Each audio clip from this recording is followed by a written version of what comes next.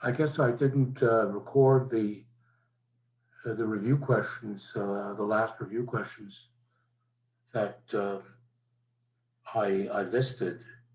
So this morning I'm going to go over them again. I'm going from 34 to 38.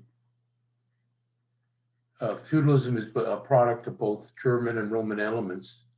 Above all, it is a result of the disappearance of money and market economy. Discuss. Well, I think you should start with the economy and say that the background to feudalism is the disappearance of trade, cities, money.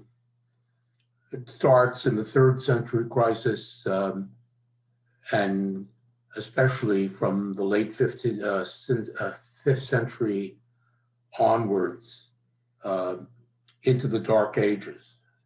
There was, in effect, as a result of these economic changes, no centralized state was possible, and power tended to devolve to the local level.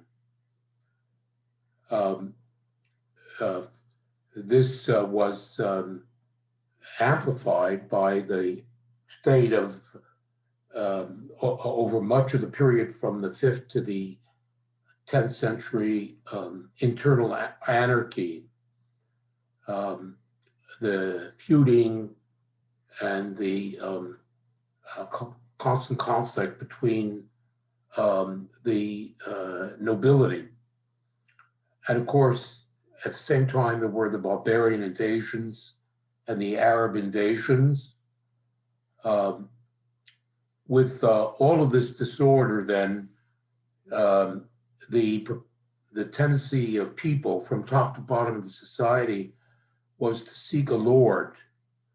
This is true of the peasantry, but it's also true of many of the nobility who, for protection, sought some sort of overlord. So the next factor behind the development of feudalism was the changes in warfare, because really from the late Roman Empire onwards, cavalry tended to replace infantry, and the common people had less and less role in the war, in the various wars, and the dominance of cavalry, indeed of the feudal knight, is exemplified by the activity of Charles Martel, who at the Battle of Poitiers, as you'll recall, summoned what really is recognizably the feudal host to battle the Arabs, and they were successful in beating the Arab attack on Western Europe back. That's 732. So then what you have with the evolution of feudalism at the end of the day is, from an economic point of view, it's a mass of peasants who are enserved, and they supply the surplus for the warrior aristocracy, which is arrayed in a kind of feudal hierarchy. Now, in terms of Roman and barbarian elements, we do notice that there is a kind of continuity between the relationship between the warrior chiefs and the nobility in German tribes, and we see a parallel evolution amongst the Romans, where one finds that powerful patricians tend to surround themselves with clients. The clients are loyal political subordinates and followers of the Roman lords. So that's basically the answer to question 34. I said that question 35 outlined the early history of monasticism, Well, I more or less dealt with that question and recorded it, question 32. Question 36, in a negative sense, the rise of Islam made possible the birth of Western European civilization. So you want to tell me about the rise of Islam, which I spoke about in the lecture before, the last lecture. One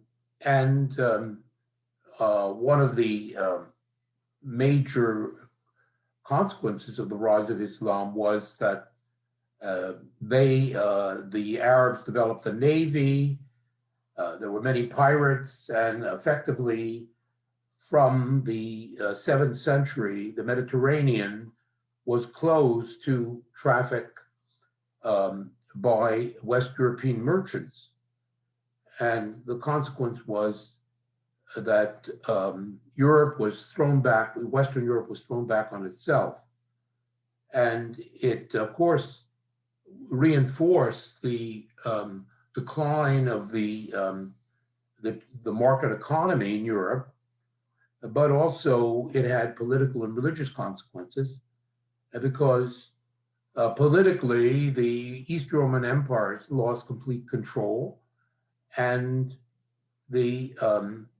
from a religious point of view, the papacy became a power unto itself in these years where there was no contact with the Middle East. And so the basic institutions of Western Europe, including the power of the Roman Catholic Church headed by the papacy, feudalism, and here we come to the Carolingians, the papal-French alliance, starting with Pepin and continuing with Charlemagne, and the emergence of the Holy Roman Empire. This all occurs during this period of isolation in the West. So that takes care of that question. Question 37 was under the Carolingians that European civilization came into being. Well, I think that you should hark back to question 36 and answering question 37.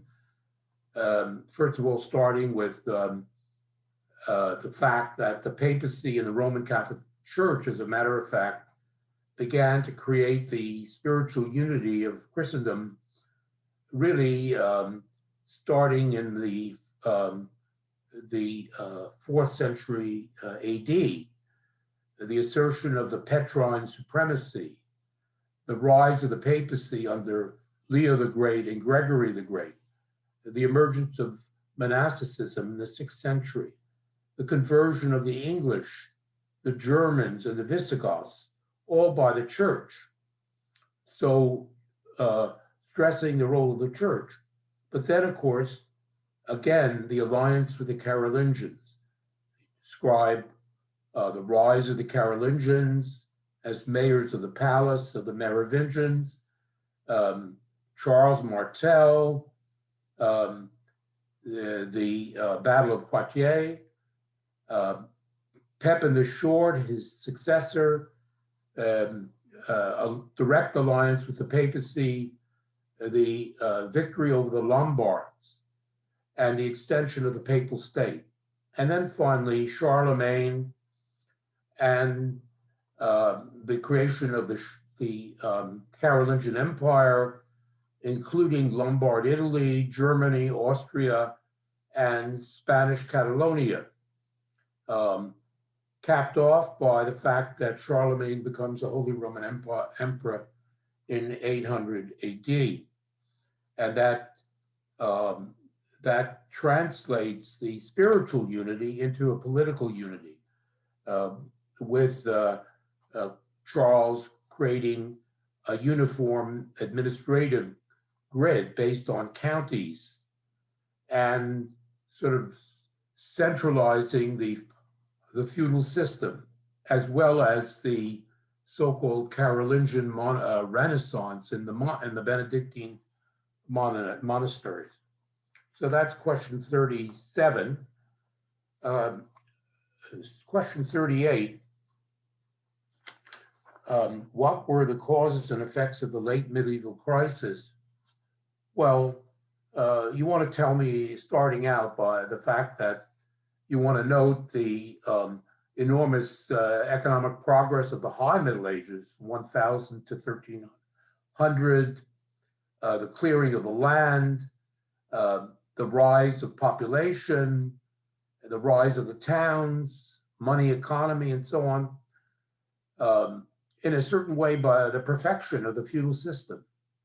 At the same time, in terms of the ensuing crisis of the 14th and 15th centuries, you note that during this period, as population rose, the landlords began to raise rents on the peasantry as population increased and demand for land increased.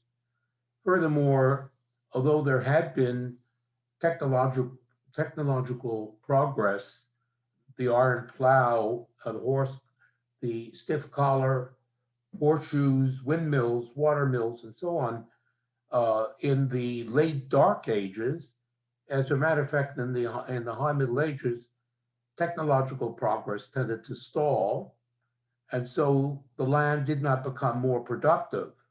So there's a growing demand for land, rising rents, technology stalls, and by 1300,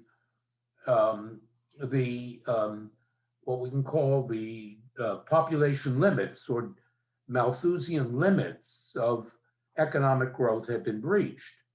And therefore, starting at the beginning of the 14th century, you have famine, plague, and massive depopulation. 1/3 of the population disappears. Rents fall, and the nobility responds to their declining income by rampant violence, including the 100 Years' War between France and England. This noble violence is now responded to by the peasantry and the townsmen by popular resistance. There's open class war from the middle of the 14th century onwards. And one would have to say that the underclasses, with the invention of gunpowder, cannon, rifles, and so on, the longbow, actually fight the nobility to a draw during this period. And as a result of this, the nobility is forced to make concessions. Rents are reduced, and the serfdom, the nobles have to give up on serfdom. Meanwhile, the church falls into a terrible crisis, which the papacy loses its spiritual leadership, and the stage is now set for the Protestant Reformation.